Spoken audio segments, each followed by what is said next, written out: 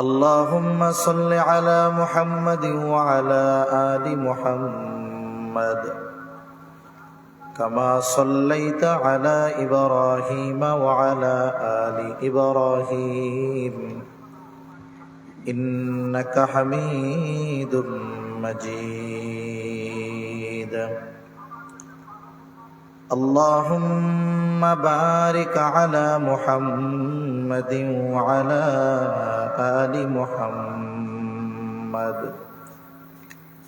كما باركت على إبراهيم وعلى آل إبراهيم إنك حميد مجيد الحمد لله ঐতিহ্যবাহী চট্টগ্রাম জেলার বাঁশখালী পৌরসভাস্থ ঐতিহ্যবাহী প্রাচীনতম দ্বীনী ও সেবামূলক সংগঠন বাদালিয়া ইসলাম প্রচার সংস্থার উদ্যোগে ৩০তম ২ দিনব্যাপী ইসলামী মহাসম্মেলনের প্রথম দিবসের সম্মানিত শ্রদ্ধেয় সভাপতি মণ্ডলী, প্রধান অতিথি, বিশেষ অতিথিবৃন্দ সহ সম্মানিত শ্রদ্ধেয় উলামায়ে কেরাম, সামনে উপস্থিত মুরব্বিয়ানে কেরাম, সমবয়সী যুবক বন্ধু, স্নেহের ছোট ভাই, মাইকের আওয়াজ যত দূরে যায় নিজ নিজ স্থানে অবস্থানরতা সম্মানিতা শ্রদ্ধা মা ও বোন, আল্লাহ তাআলার দরবারে অগণিত শুকর যে মহান মালিক এতক্ষণ পর্যন্ত আমাদের সকলের হৃদয়ের স্পন্দন মুফতি হারুন ইজহার সাহেব হাফিজাহুল্লাহ হযরতের জবানে খুবই ঈমানদীপ্ত গুরুত্বপূর্ণ কথা আপনারা শ্রবণ করতেছিলেন। সেই ধারাবাহিকতায় কিছু কথা বলবার উদ্দেশ্যে যে মহান মালিক এখনো আপনাদের এখানে থাকার, আমাকে আসার তৌফিক দিয়েছেন, সে মহান মালিককে খুশি করার জন্য মোহাব্বতের সাথে জবান খুলে কালিমাতুশ শুকর পাঠ করি আলহামদুলিল্লাহ। অগণিত দুরূদ ও সালাম সৈয়দুল আম্বিয়া, আশরাফুল আম্বিয়া, খাতামুল আম্বিয়া, ইমামুল মুরসালিন, রহমাতুল লিল আলামিন মুহাম্মদুর রাসূলুল্লাহ সাল্লাল্লাহু আলাইহি ওয়াসাল্লামের উপর। আমি আপনাদের খেদমতে পবিত্র কোরআনুল কারীমের একটা আয়াতের অংশ ও রাসূল আকরাম সাল্লাল্লাহু আলাইহি ওয়াসাল্লামের অগণিত হাদিস থেকে একটা হাদিস পাঠ করেছি। আল্লাহ তাআলার কাছে তৌফিক চাই, আল্লাহ তাআলা কিছু কথা বলার তৌফিক দেন, যে কথাগুলো আমাদের সবার দুনিয়া এবং আখিরাতের জন্য যেন কল্যাণকর হয়। সকলে জবান খুলে বলি আমিন।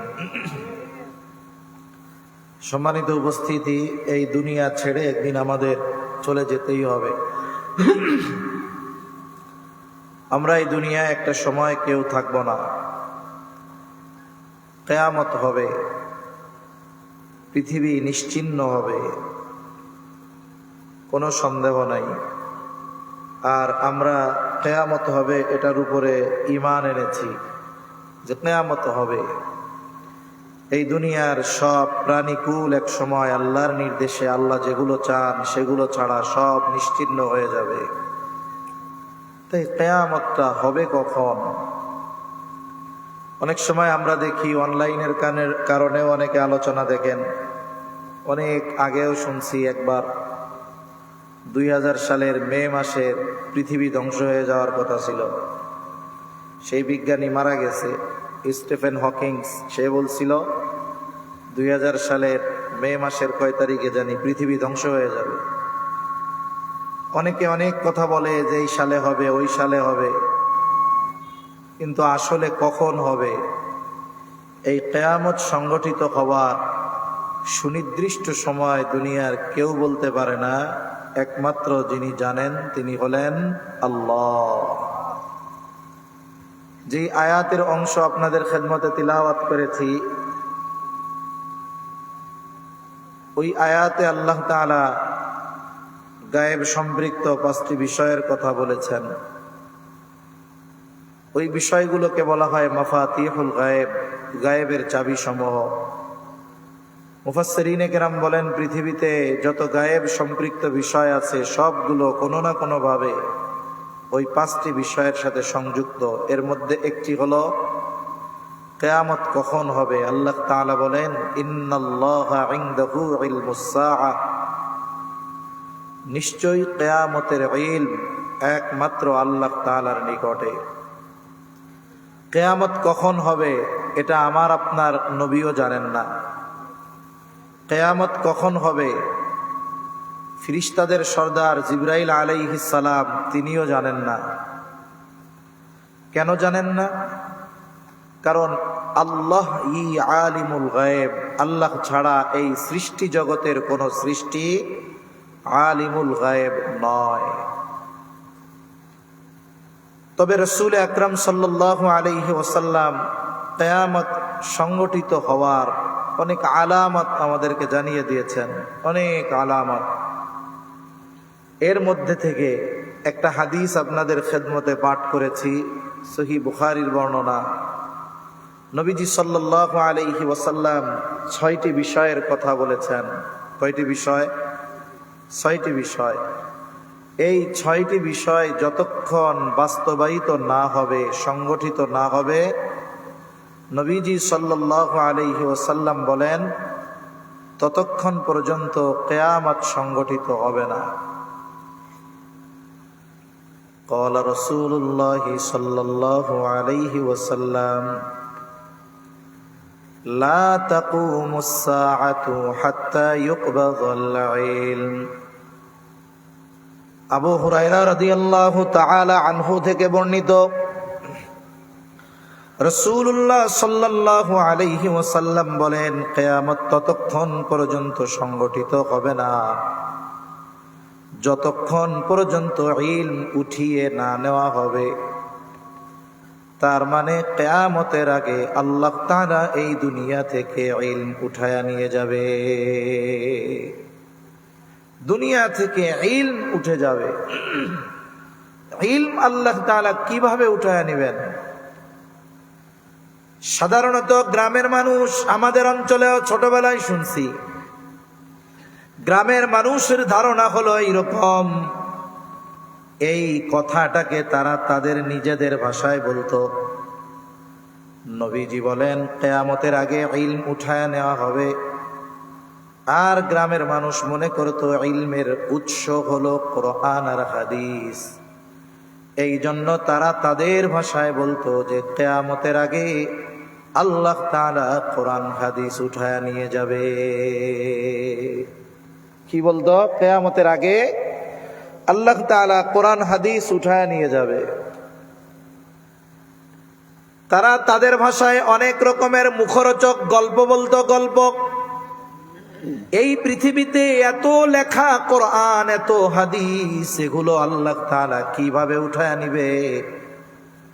ছোটবেলায় আমরা মুরব্বীদের মুখে একটা গল্প শুনতাম। ওনারা বলতো একদিন ফজরের নামাজে ইমাম সাহেব ইমামতির জন্য দাঁড়াবে। এটা তাদের বানানো গল্প। ফজরের নামাজে ইমাম সাহেব ইমামতির জন্য দাঁড়াবে, তাকবীরে তাহরিমা বলবে, এরপরে সানা পড়লো, আউযু বিল্লাহ বিসমিল্লাহ পড়লো, এরপরে যেই সূরা পড়বে সেটা হলো সূরা ফাতিহা। কিন্তু ইমাম সাহেব তাকবীরে তাহরিমা বলার পরে দাঁড়ায় থাকবে, জবান দিয়ে কোনো কিছু বের হবে না। সে সূরা ফাতিহা ভুলে যাবে। সে মনে করবে আমার পেছনে তো মুসল্লি আছে, মুক্তাদি আছে। স্বাভাবিকভাবে ইমামের যদি কোনো কিছু ভুল হয় তাহলে পেছন থেকে মুক্তাদি তাকে স্মরণ করায় দেয়। সে মনে করবে এই বুঝি আমাকে স্মরণ করায় দিবে। কিন্তু অবস্থা হলো ইমামও ভুলছে, মুসল্লিরাও ভুলছে। গল্প। কিছু সময় দাঁড়িয়ে থাকবার পর ইমাম সাহেব নামাজ ছেড়ে দিয়ে মসজিদের তাক থেকে কোরআন হাতে নিবে সূরা ফাতিহাটা দেখার জন্য। কিন্তু তিনি কোরআন খুলে দেখবেন কোরআনের পাতাগুলো সব সাদা, কোনো লেখা নাই, সব কালো, লেখাগুলো গায়েব হয়ে গেছে। তারা বলতো যে এক রাত্রিতে আল্লাহ তাআলা গোটা পৃথিবীর কোরআন হাদিসের লেখা উঠায় নিয়ে যাবে। কাগজ থেকেও উঠবে, দিল থেকেও তারা ভুলে যাবে, মনে থাকবে না। এইভাবে কোরআন হাদিস উঠে যাবে। কিন্তু নবীজি সাল্লাল্লাহু আলাইহি ওয়াসাল্লাম জানায় দেন, আল্লাহ তাআলা ইলম একসাথে এইভাবে উঠায় নিবেন না। নবীজি সাল্লাল্লাহু আলাইহি ওয়াসাল্লাম বলেন, ইন্নাল্লাহা লা ইয়াকবিদুল ইলমা ইনতিজাআন ইয়ানতাজিউহু মিনান নাস। নবীজি সাল্লাল্লাহু আলাইহি ওয়াসাল্লাম বলেন, আল্লাহ তাআলা মানুষের অন্তর থেকে একত্রে একসাথে ইলম উঠায় নেবেন না। এমনটা হবে না এক রাত্রিতে গোটা পৃথিবীর হাফেজে কোরআনরা কোরআন ভুলে যাবে। এমনটা হবে না মুহাদ্দিস সাহেবরা সব হাদিস ভুলে যাবে, মুফতিয়ানে কেরাম মাসালা ভুলে যাবে। এমনটা হবে না। তাহলে আল্লাহ ইলম কিভাবে উঠায় নিবে? নবীজি বলেন, ওয়ালাকিন ইয়াকবিদুল ইলমা বিকবদিল উলামা।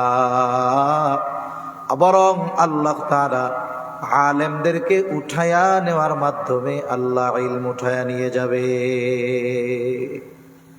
কোরআন লেখা থাকবে, হাদিস লেখা থাকবে, বরং সময়ের সাথে সাথে ছাপা ঝকঝকা হবে, লেখা চকচকা হবে।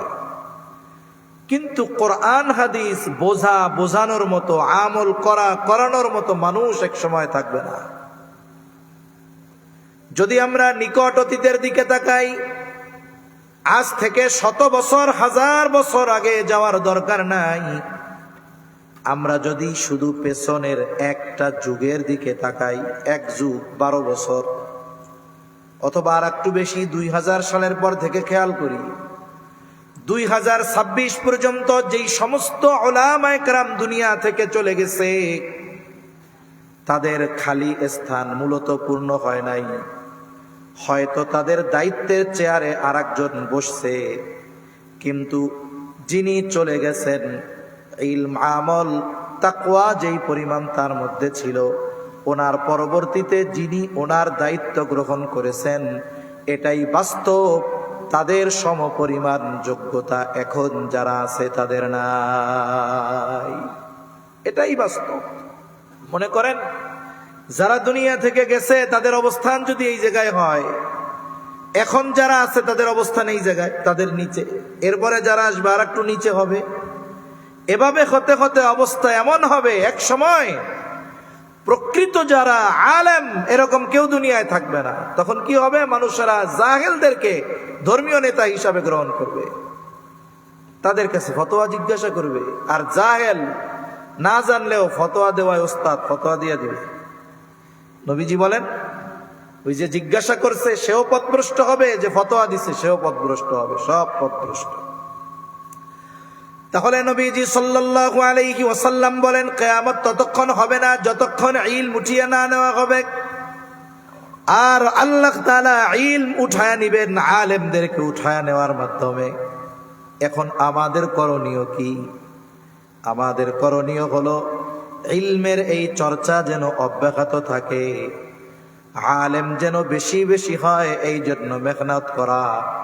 তাই আমাদের উচিত কমপক্ষে প্রত্যেকটা ঘরে একজন সন্তানকেও কমপক্ষে হলেও একমাত্র আল্লাহর সন্তুষ্টির জন্য দিলি ইলম অর্জন করার জন্য ছেড়ে দেওয়া।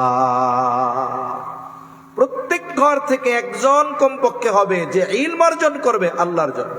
কেন?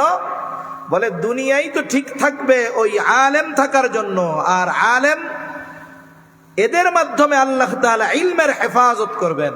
তাই এই মাদ্রাসা, উলামায়ে কেরাম, তালিবুল ইলম পৃথিবী ঠিক থাকার অন্যতম কারণ। যারা বুঝে না, জালেম, যারা চায় যে ইসলাম নিশ্চিহ্ন করে দিবে, মাদ্রাসা নিশ্চিহ্ন করে দিবে, উলামায়ে কেরামকে শেষ করে দিবে, মাদ্রাসা শিক্ষা বন্ধ করে দিবে, তারাও যদি ভোগ বিলাস করতে চায় এই দুনিয়ায়, এটা যে পারে, এটার অবদান মাদ্রাসা, উলামায়ে কেরামের কারণে। কারণ এরা থাকবে না তো আল্লাহ দুনিয়া রাখবে না। তাই দুনিয়ার নিজাম ঠিক থাকার অন্যতম কারণ এই দুনিয়ার মধ্যে ইলম থাকা, আর ইলম আলেমদের মাধ্যমে থাকবে। 2 নম্বর, নবীজি সাল্লাল্লাহু আলাইহি ওয়াসাল্লাম বলেন, ওয়া তাকসুরাজ জালাজিলু, কিয়ামত ততক্ষণ হবে না যতক্ষণ জালজালা ভূমিকম্প না বাড়বে। ভূমিকম্পের পরিমাণ কি বাড়ছে?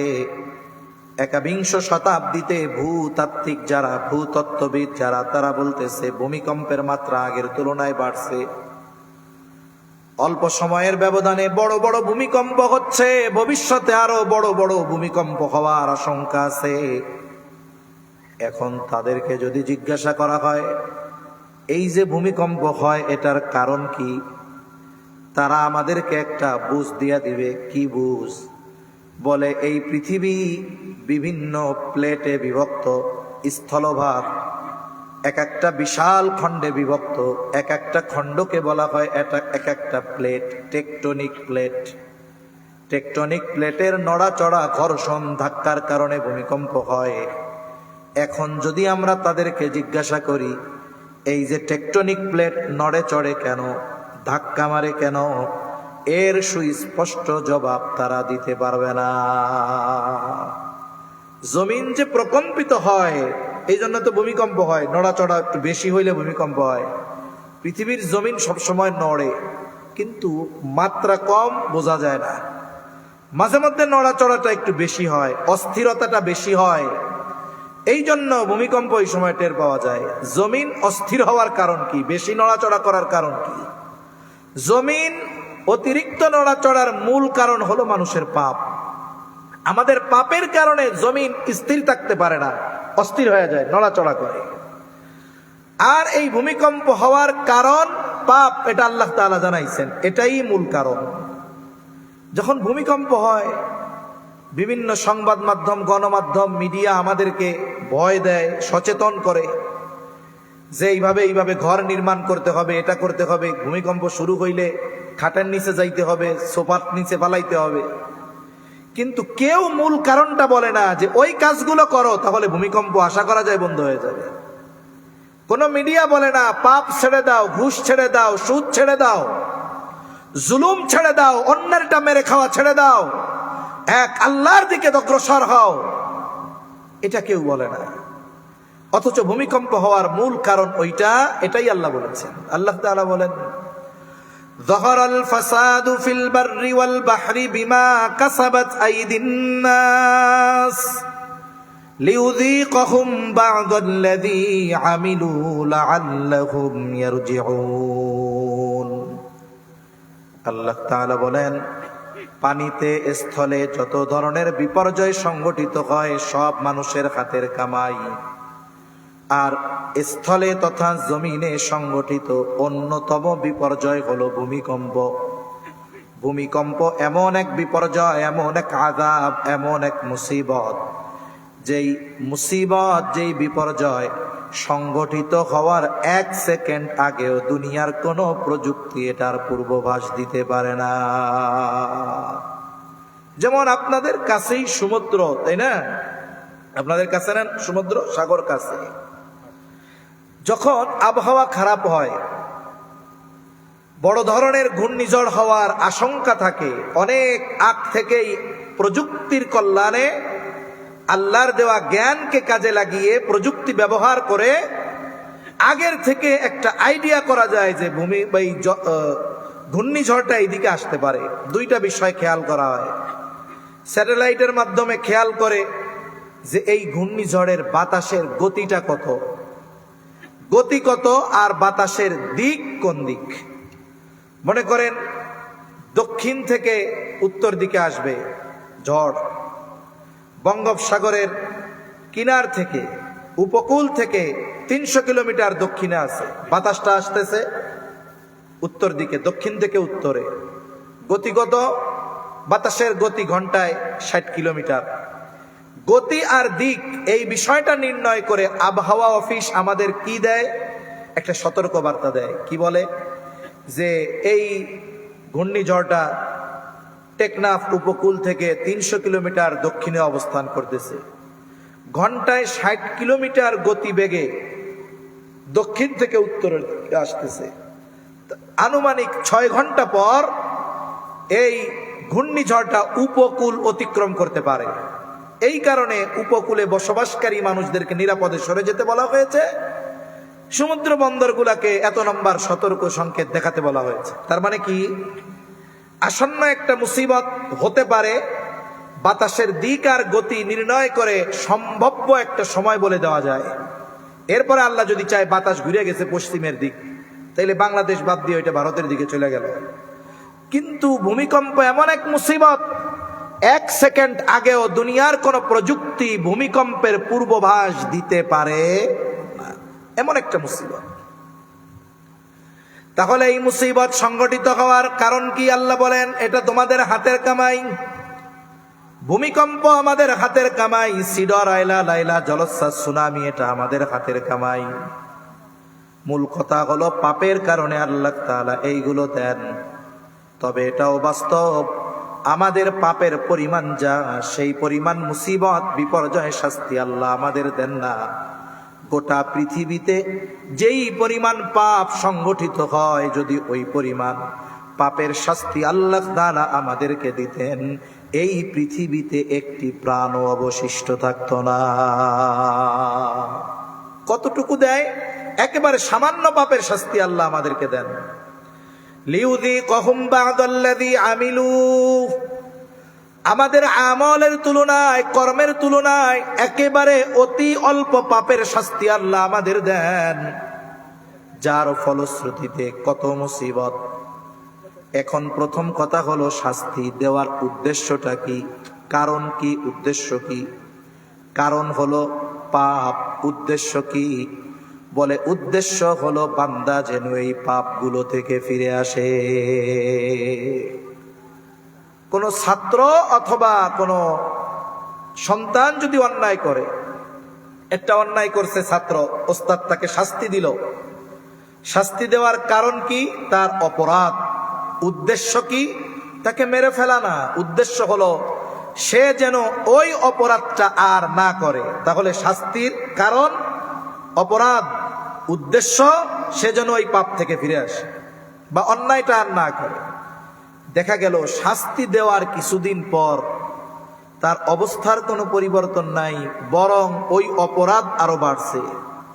এবার বলেন তো, যেই অপরাধের কারণে আগে দিছিল 10 বাড়ি, সেই অপরাধ যদি সে ত্যাগ না করে, যেই উদ্দেশ্যটাকে তাকে 10টা বাড়ি দেওয়া হয়েছে, এই উদ্দেশ্য কি? অপরাধ করবে না। এখন ওই অপরাধ যদি আবার করে, পরবর্তী শাস্তি বেশি না কম?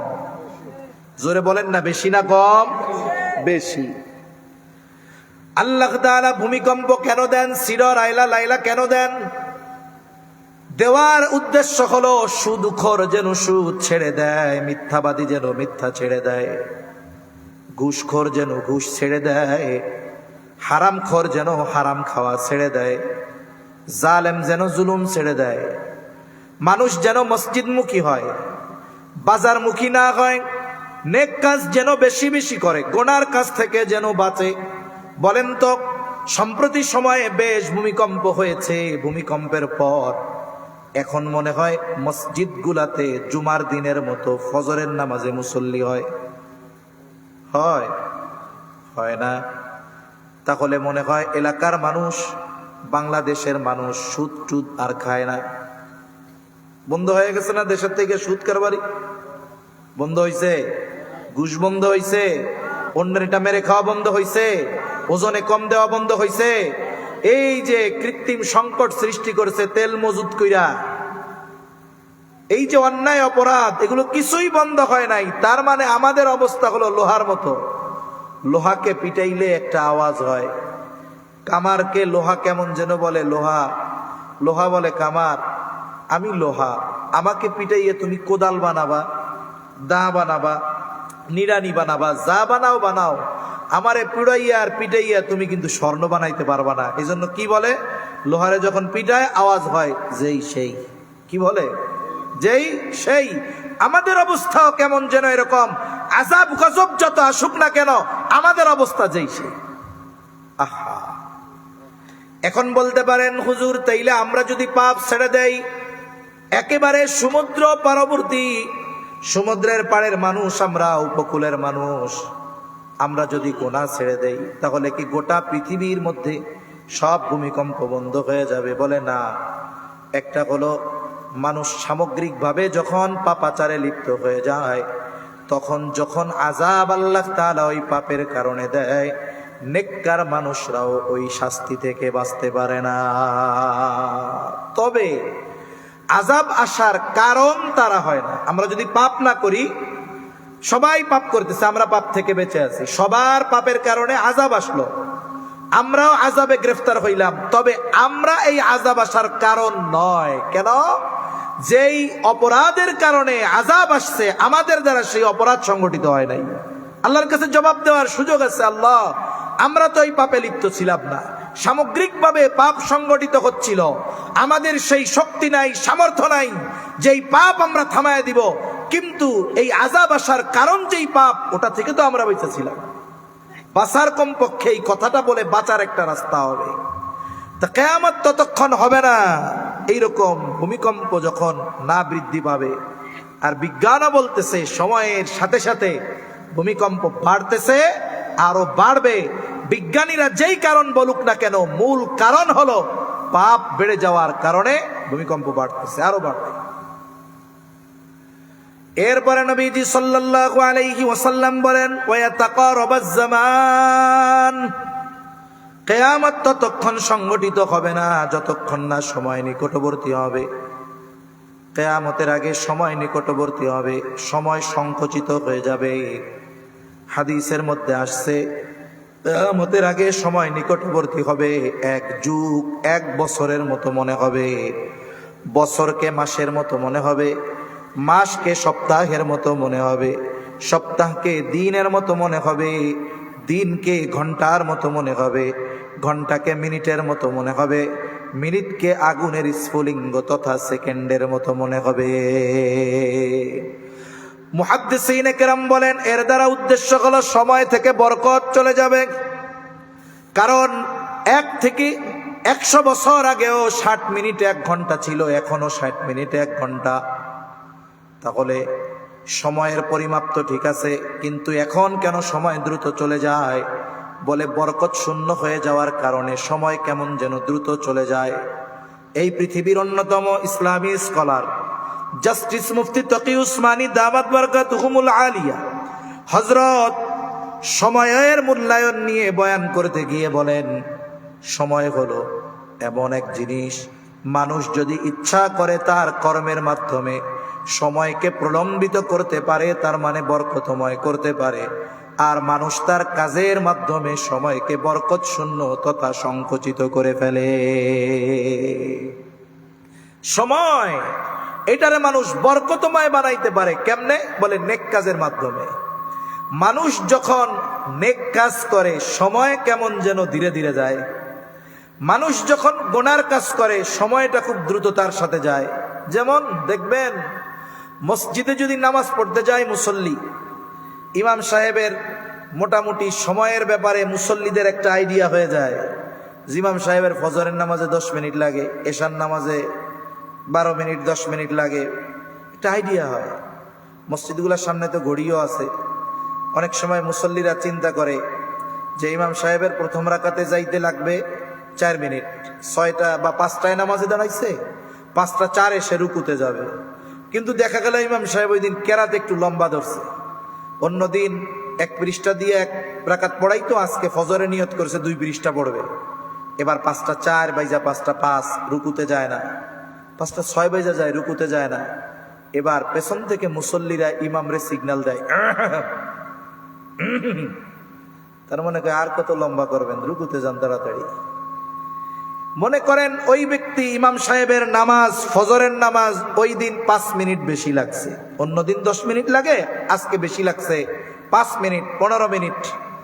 এই যে 5টা মিনিট সময় ব্যয় হয়েছে কোথায়? ঈমানের পরে সবচাইতে গুরুত্বপূর্ণ ইবাদতের মধ্যে ব্যয় হয়েছে, এটা মাত্র 5 মিনিট। অথচ মুসল্লি এই 5টা মিনিট ঈমানের পরে সর্বশ্রেষ্ঠ ইবাদতে থাকতেছে, ভালো কাজে থাকতেছে, তার জীবন বের হয়ে যাওয়ার উপক্রম। রোজার মাসে তারাবির নামাজে সময় তাড়াতাড়ি যদি হাফেজ পড়ে, সর্বোচ্চ যারা ধীরে পড়ে তাদের চাইতে 5-7 মিনিট আগে পড়তে পারবে। যারা একটু সুন্দরভাবে পড়ে এদের সর্বোচ্চ 10 মিনিট বেশি লাগবে, সর্বোচ্চ। আর এই 10 মিনিট ভাগ হয়ে যায় 20 রাকাতের মধ্যে। তার মানে প্রতি রাকাতে 30 সেকেন্ড বেশি লাগে, অথচ অনেক মুসল্লির এই 10 মিনিট বেশি লাগা কষ্টকর হয়ে যায়। ফজরের নামাজে 15 মিনিট লাগছে, কষ্টকর হয়ে যায়। ফজরের পরে একটু কোরআন তিলাওয়াত করবে, 2, 4, 5 মিনিট পড়ার পরে অধৈর্য হয়ে যায়, পড়তে মন চায় না। কিন্তু ওই মুসল্লি যখন ফজরের নামাজ শেষ করে আপনাদের বাজারের চায়ের দোকানে গিয়ে বসে, একটানা 4-5 ঘন্টা বসে থাকে, কোনো কাজকাম নাই, চা খায়, পান খায় আর গল্প করে, 5টা মিনিট নামাজের মধ্যে বেশি লাগলে তার কষ্ট হয়ে যায়। চায়ের দোকানে 5 ঘন্টা বসে থাকে, তার একটুও কষ্ট হয় না। এই 5 ঘন্টা সময় বরকতহীন, মুহূর্তের মধ্যে চলে গেছে। অথচ কোরআন তিলাওয়াতের ওই 10টা মিনিট সময় বরকতময় ছিল, এই জন্য মনে হয় ধীরে ধীরে যাচ্ছে। নামাজের মধ্যে 5টা মিনিট বেশি লাগছে, নেক কাজের মধ্যে ছিল, এই জন্য মনে হয়েছে ধীরে ধীরে যাচ্ছে। তাই আমরা যদি আমাদের সময়গুলো অহেতুক ব্যয় না করি, অনর্থক কাজে ব্যয় না করি, গুনার কাজে ব্যয় না করি, তাহলে আমাদের সময়গুলোও বরকতময় হবে, অল্প সময়ে অনেক কাজ হবে। আমাদের অতীতের অনেক বুজুর্গ, ওই সময় যাতায়াত কত কঠিন ছিল, লেখা কত কঠিন ছিল, এরপরেও দেখা গেছে হাজার হাজার মাইল জীবনে সফর করছে, হাজার হাজার লেখা তার দ্বারা লেখা হয়েছে, আবার কত দিনই খেদমত হয়েছে। অথচ এখন সবকিছু সহজ, যাতায়াত সহজ, লেখা সহজ, করা সহজ। কিন্তু তারা যে খেদমত গুলা করে গেছে, তারা যে কিতাবগুলো লিখে গেছে, আমরা এগুলো পড়ারই টাইম পাই না। আমাদের সময় এত বরকত শূন্য হয়ে গেছে। তা কিয়ামতের আগে অনর্থক কাজ বাড়বে, গুনার কাজ বাড়বে, অহেতুক কাজ বাড়বে, যার কারণে সময়টা বরকত শূন্য হয়ে যাবে। মনে হবে এই তো সেই দিন জুমার নামাজ পড়লাম, মনে হচ্ছে আর 2 দিন পরে আবার জুমার দিন। এইভাবে সময় বরকত শূন্য হয়ে যাবে। তা আমরা চেষ্টা করব আমাদের সময়গুলোকে ভালো কাজে, নেকের কাজে, অর্থবহ কাজে ব্যয় করার। আল্লাহ তৌফিক দান করেন। এরপরে নবীজি সাল্লাল্লাহু আলাইহি ওয়াসাল্লাম বলেন, ওয়াতাকসুরুল হারাজ, কিয়ামতের আগে হারজ বেড়ে যাবে। ওয়াহুয়াল কাতলুল কতল, এটা হলো পারস্পরিক হত্যাকাণ্ড। মুসলমানদের মধ্যে যেটা সংগঠিত হবে। নবীজি সাল্লাল্লাহু আলাইহি ওয়াসাল্লাম যখন হারজের কথা বলেছেন, সাহাবায়ে কেরাম জিজ্ঞাসা করলেন, ইয়া রাসূলুল্লাহ সাল্লাল্লাহু আলাইহি ওয়াসাল্লাম, আমরা তো প্রতি বছর যুদ্ধের ময়দানে হাজার হাজার মুশরিকদেরকে হত্যা করি, এটাও কি হারজ? নবীজি সাল্লাল্লাহু আলাইহি ওয়াসাল্লাম বলেন, না, এইটা হারজ না। হারজ কি? প্রতিবেশী প্রতিবেশীকে হত্যা করবে, চাচা ভাতিজাকে হত্যা করবে, তার মানে হারজ হলো এমন হত্যাকাণ্ড যেটা মুসলিম কর্তৃক অমুসলিমদের সাথে অথবা অমুসলিম কর্তৃক মুসলমানদের সাথে সংগঠিত হবে এমন নয়, বরং এই হত্যাকাণ্ড মুসলমানদের নিজেদের মধ্যে সংগঠিত হবে। এই হত্যাকাণ্ড সংগঠিত হবে মুসলমানদের নিজেদের মধ্যে, পরস্পর পরস্পরকে হত্যা করবে, তুচ্ছ কারণে মানুষ মানুষকে হত্যা করবে। সেই জামানা তো এখন চলতেছে। আমরা যদি এখনো দুনিয়ায় হিসাব করি, স্বাভাবিক হিসাব, যখন যুদ্ধ চলতেছে এই সময়টার হিসাব একটু রাখেন। যেমন এখন ইরানকে নিশ্চিহ্ন করে দেওয়ার জন্য ইসরায়েল হত্যাযজ্ঞ চালায় যাচ্ছে। এটার পেছনে আমরা হয়তো অনেকে বুঝি না, কিন্তু ওরা এইটাকে ধর্মীয় কারণ সামনে আইনা এই কাজটা তারা করতেছে। কারণ ইসরায়েল, গ্রেটার ইসরায়েল প্রতিষ্ঠা করার জন্য তারা সময়ের সাথে সাথে অগ্রসর হচ্ছে। কারণ তারা জানে যে তাদের এই কাজের ক্ষেত্রে আরবের দেশগুলো প্রতিবন্ধকতা সৃষ্টি করার মতো যোগ্যতা এরা রাখে না। কারণ আরবের বড় বড় শেখদেরকে তারা নিজেদের নিয়ন্ত্রণে নিয়ে নিয়েছে। এজন্য আরব আমিরাতের মতো দেশ, এদেরকে বলা হয় প্রো ইসরায়েল। এরা মুসলমান নামে, মুসলমান সুরতে, কিন্তু পদলেহন করে গিয়ে ইসরায়েল। আরবের শাসকগুলোর অবস্থা এরকম।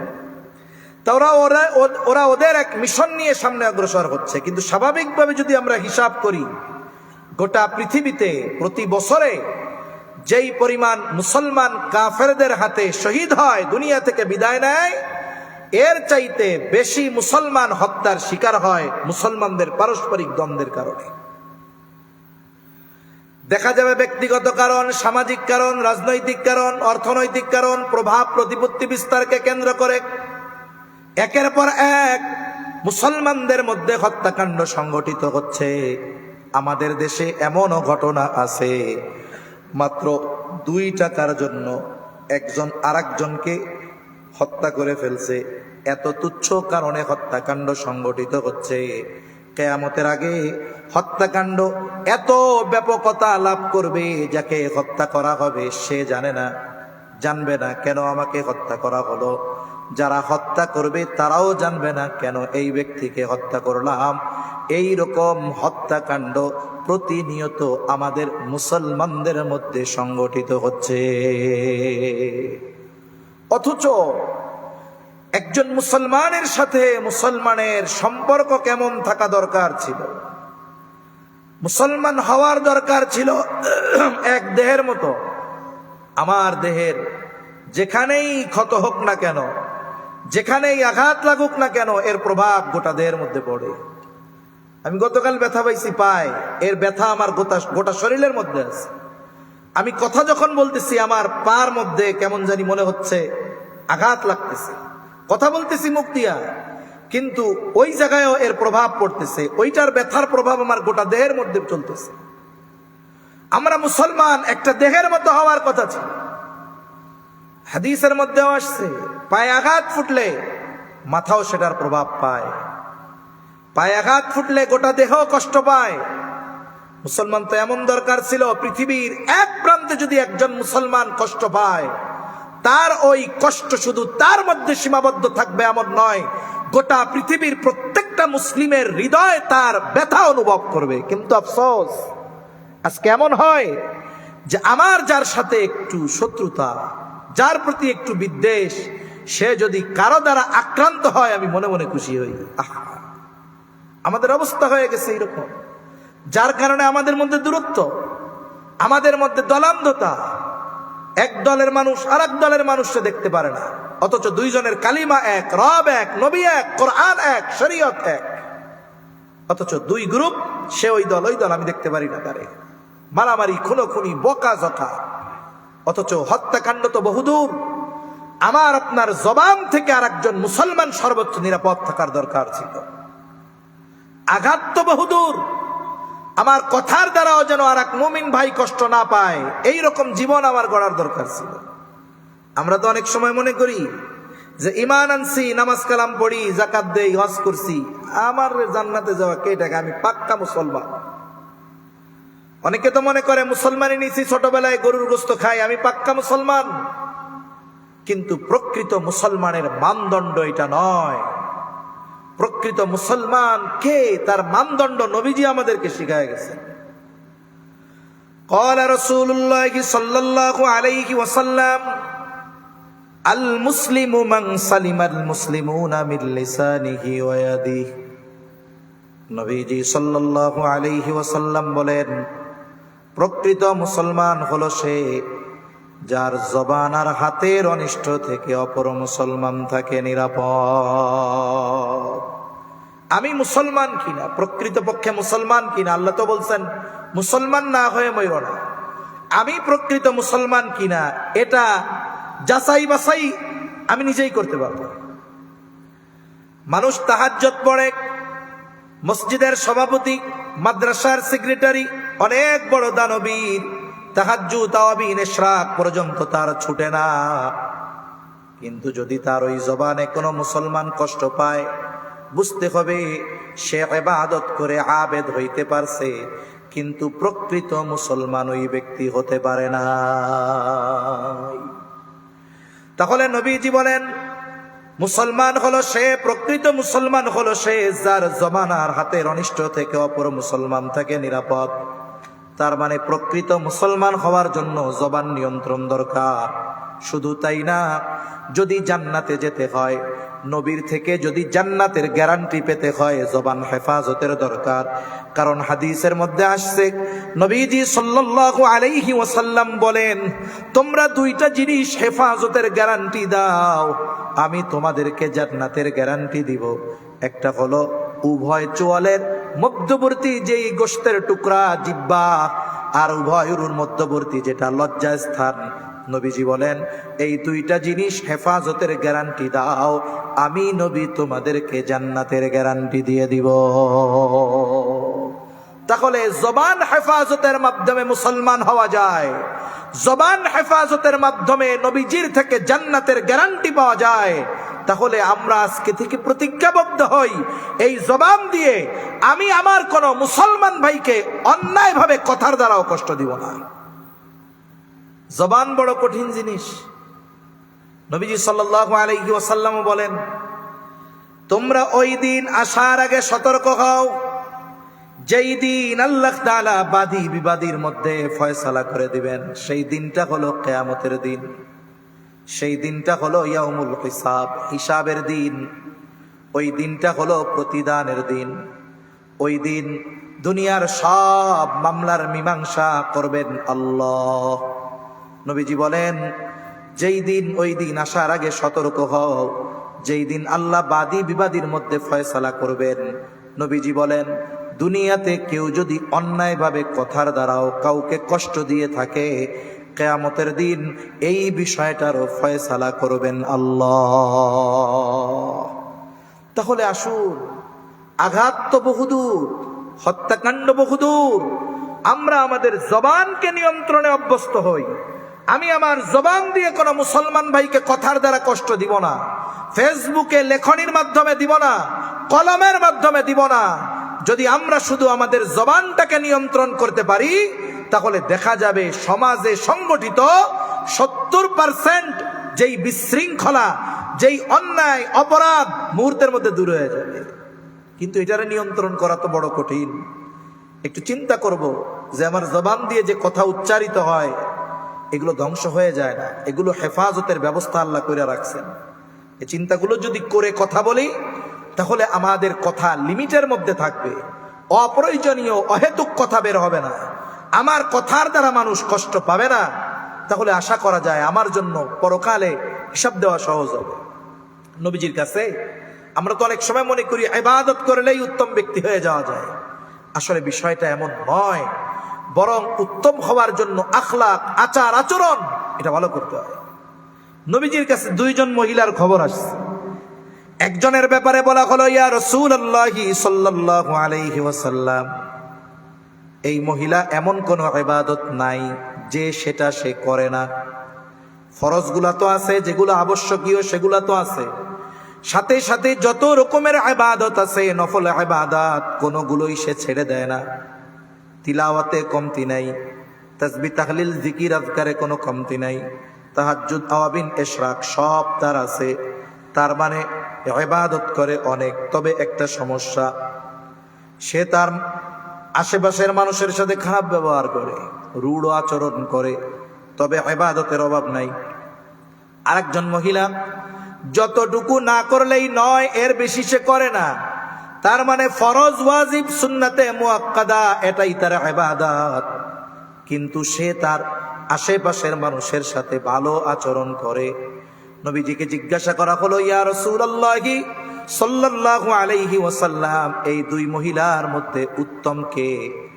নবীজি ওই আবেদার কথা বলেন নাই, নবীজি বললেন ওই মহিলা উত্তম যে তার আশেপাশের মানুষের সাথে ভালো আচরণ করে। তাহলে একজন মানুষ তার আচরণের মাধ্যমে উত্তম মানুষ বলে পরিগণিত হতে পারে।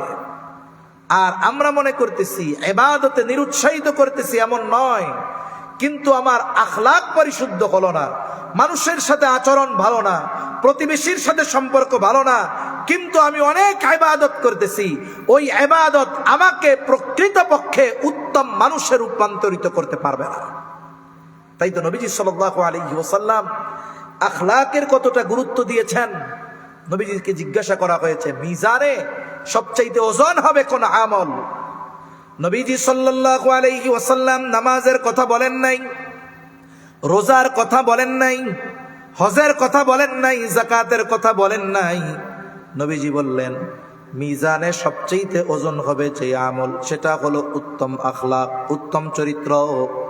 তাই আমরাও যদি আমাদের চরিত্রকে প্রকৃত মুমিনের চরিত্রে রূপান্তরিত করতে পারি, তাহলে আমাদের দ্বারা হত্যাকাণ্ড বহুদূর, আর একজন মুমিনও আমার আপনার জবানের দ্বারা কষ্ট পর্যন্ত পাবে না। আর এই হত্যাকাণ্ড একজন মুমিনকে যদি কেউ অন্যায় ভাবে করে, আল্লাহ তাআলা তার জন্য জাহান্নামরে হারাম করে দিয়েছে, জান্নাত হারাম করে দিয়েছেন। তাই সাবধান, আমার আপনার দ্বারা যেন কোনো মুমিন ভাই কষ্ট না পায়। হত্যাকাণ্ড বহুদূর। কোনো মুমিনকে অন্যায়ভাবে হত্যা করা মানে সারা পৃথিবীর মানুষকে হত্যা করার মতো একটা পাপ। সেজন্য সাবধান, আমরা আমাদের আচরণ, আমরা আমাদের আখলাককে পরিশুদ্ধ করব, তাহলে আমাদের দ্বারা মানুষ কষ্ট কম পাবে, মানুষ কষ্ট পাবে না। সাথে সাথে আশা করা যায় সবাই যদি আমরা পরিবর্তন হয়ে যাই, সমাজ থেকে এই ধরনের অন্যায় অপরাধ মুহূর্তের মধ্যে দূর হবে। তাই আমরা মুমিনের প্রতি মুমিনের যেই হকগুলো, প্রতিবেশীর যেই হকগুলো, আত্মীয় স্বজনের যেই হকগুলো, পরিবারের মানুষদের যেই হকগুলো, এই হকের ব্যাপারে সচেতন হব। মনে রাখতে হবে, হক শুধু মুসলিম হলেই আমার কাছে পাও না তা নয়, বরং মানুষ হিসাবে একজন অমুসলিমও আমার আপনার কাছে হক পাও না। মানুষ হিসাবে মানুষের যেই হক আদায় করব, প্রতিবেশী যদি অমুসলিম হয় তার হক আমার কাছে আছে। রাসূলুল্লাহ সাল্লাল্লাহু আলাইহি ওয়াসাল্লামকে আয়েশা সিদ্দিকা রাদিয়াল্লাহু তাআলা আনহা জিজ্ঞাসা করতেছেন, ইয়া রাসূলুল্লাহ সাল্লাল্লাহু আলাইহি ওয়াসাল্লাম, আমার দুইজন প্রতিবেশী, একজন মুসলিম আর একজন ইহুদি। হে আল্লাহর রাসূল, প্রতিবেশী হিসাবে কে আমার কাছে বেশি হক পাও না? তিনি দুইজনের ধর্মীয় পরিচয় আলাদাভাবে উল্লেখ করে দিয়েছেন যে একজন মুসলিম আর একজন ইহুদি, কে আমার কাছে বেশি হক পাও না। নবীজি সাল্লাল্লাহু আলাইহি ওয়াসাল্লাম ধর্মীয় পরিচয়কে প্রাধান্য দেন নাই। নবীজি বললেন, আয়েশা, যার দরজা তোমার দরজার বেশি কাছে, প্রতিবেশী হিসাবে সে তোমার কাছে বেশি হক পাও না। একজন অমুসলিমও যদি আমার নিকটবর্তী প্রতিবেশী হয়, নিকটবর্তী প্রতিবেশী হিসাবে দূরবর্তী মুসলিম প্রতিবেশীর চাইতে তার হক বেশি। কারণ কি? সে অমুসলিম হতে পারে, কিন্তু প্রতিবেশী হিসাবে সে আমার বেশি নিকটবর্তী।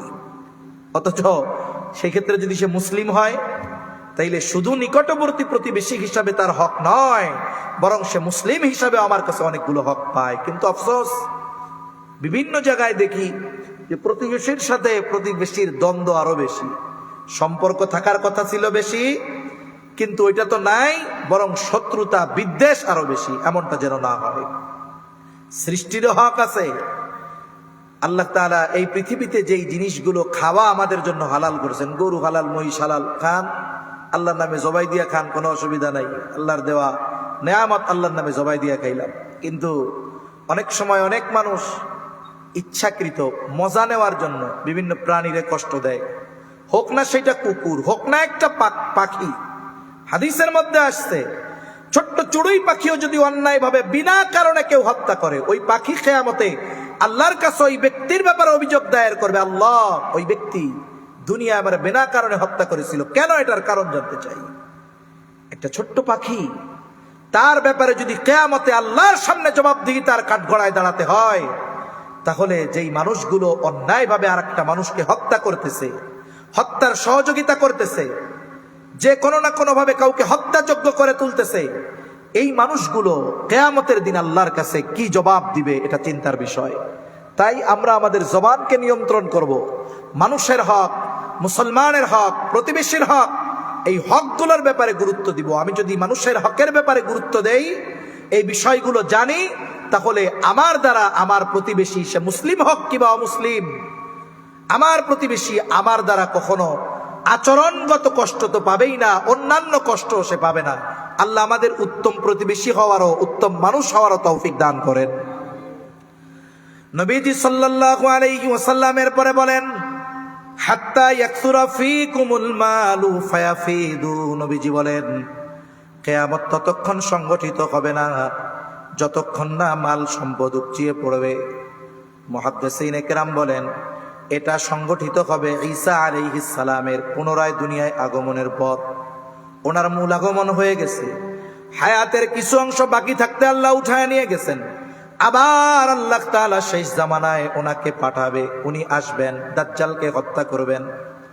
ওনার উপরে এক কিতাব নাজিল হয়েছিল, যেই কিতাবের নাম হলো ইনজিল।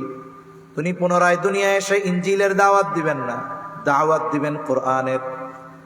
উনি খ্রিস্ট ধর্মের দাওয়াত দিবেন না, দাওয়াত দিবেন ইসলামের।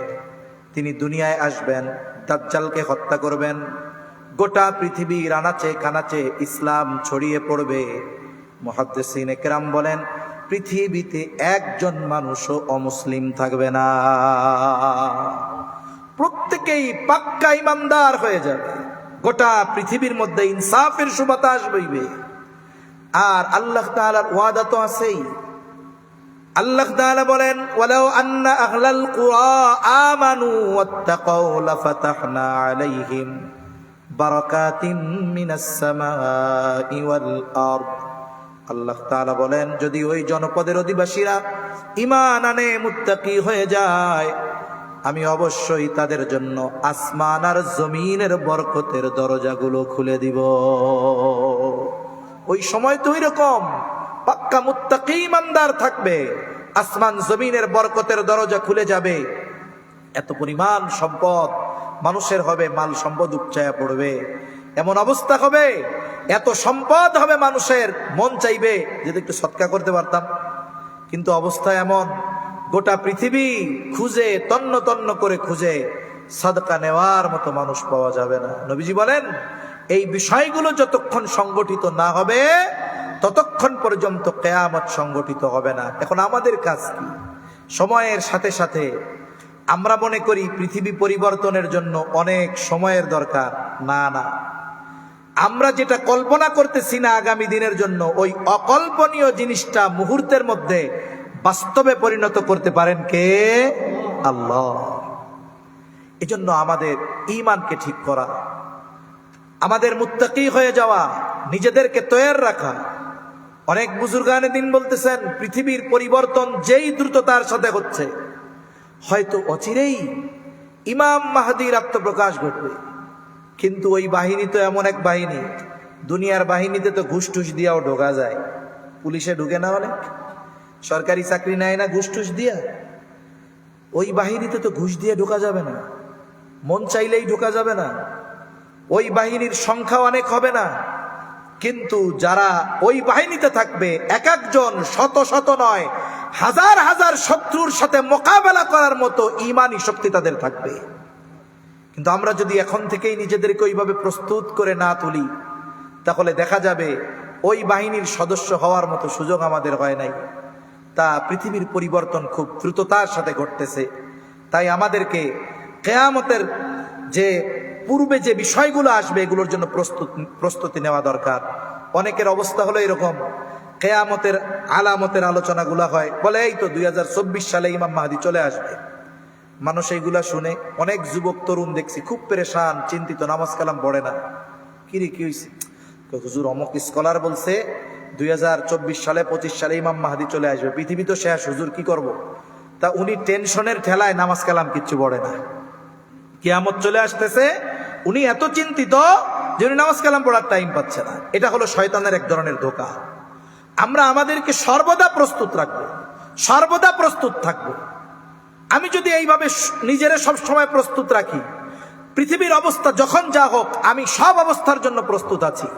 তাই আমরা যারা ইমানদার, আমাদের নিজেদেরকে প্রস্তুত করার সময় খুব কম, নিজেদেরকে সর্ব অবস্থায় প্রস্তুত রাখা দরকার।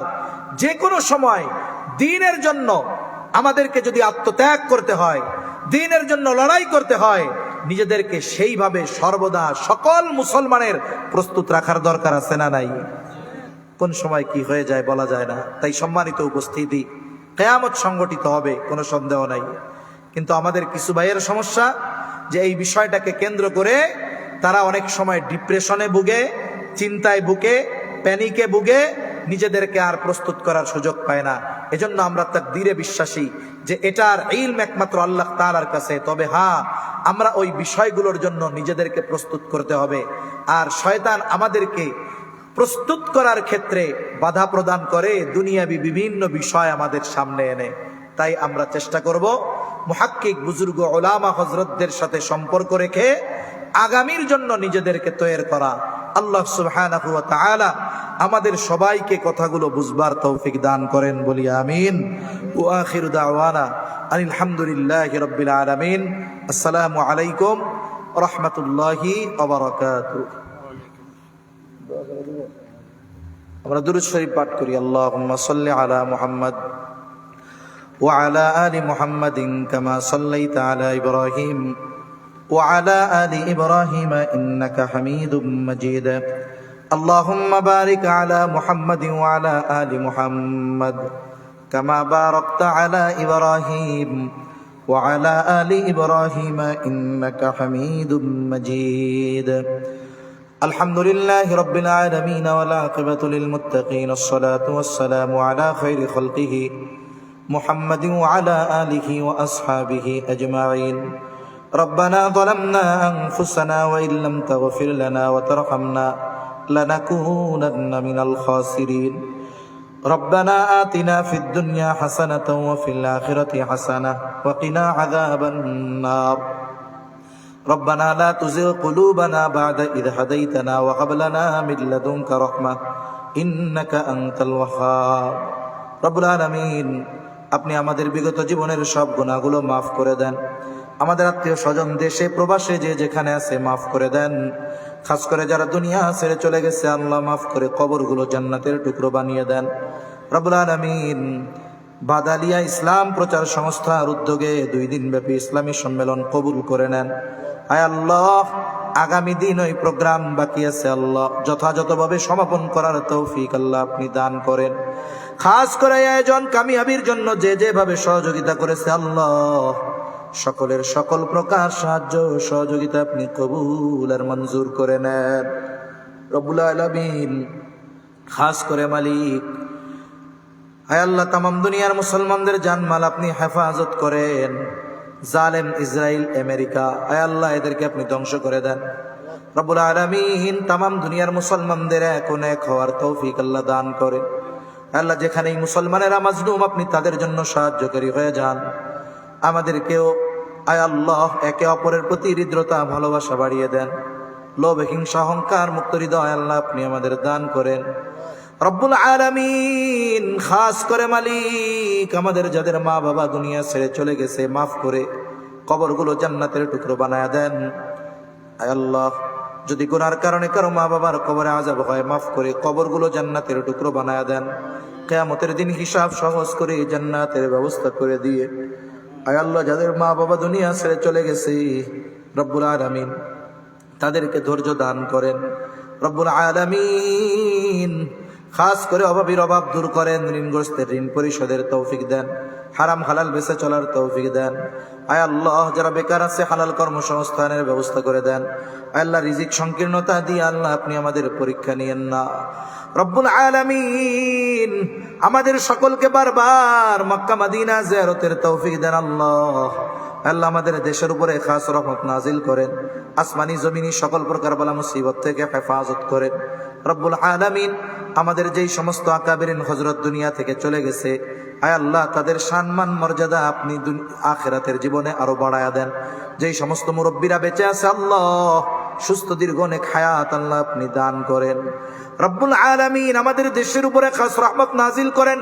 আসমানি জমিনি সকল প্রকার বালা মুসিবত থেকে হেফাজত করেন। আয় আল্লাহ, দ্বীনের ব্যাপারে, ইসলামের ব্যাপারে, দেশের ব্যাপারে দলমত নির্বিশেষে আমাদের ঐক্যবদ্ধ থাকার তৌফিক আল্লাহ আপনি দান করেন। আয় আল্লাহ, কার মনে কি চাওয়া, সকলের মনের নেক চাওয়া নেক আশা আল্লাহ আপনি কবুল করে নেন। রব্বুল আলামিন, আমাদের অন্তর আপনার এবং আপনার হাবিবের মুহাব্বত দিয়ে ভরপুর করে দেন। আয় আল্লাহ, আপনার মুহাব্বতের বান্দাদের তালিকায় আমাদের নামটা অন্তর্ভুক্ত করায় নেন।